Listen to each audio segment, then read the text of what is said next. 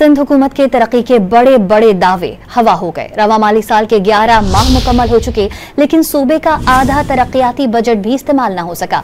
मजीद तफसीलात जानते हैं डॉन न्यूज के नुमाइंदे खावर हुसैन से। खावर हुसैन, कितना तरक्याती बजट इस्तेमाल हुआ है रवा माली साल?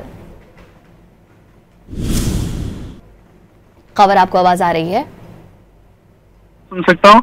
सिंध हुकूमत ने बड़े बड़े तरक्की के दावे किए हैं, लेकिन उसके बावजूद परफॉर्मेंस आपके सामने है। 11 माह गुजर चुके हैं इस वक्त, लेकिन अभी तक 11 माह के गुजरने के बावजूद 45% भी बजट जो है वो तरक्याती बजट इस्तेमाल नहीं हो सका है, जबकि गैर तरक्याती बजट का 73% इस्तेमाल हो चुका है। तरक्याती बजट 493 अरब रुपए था, जबकि 288 अरब रुपए जारी किए गए। 204 अरब रुपए खर्च हो सके हैं। रवा माली साल के आखिरी माह में आखिरी एक माह बाकी बचा है, जबकि 223 अरब रुपए खर्च करने हैं।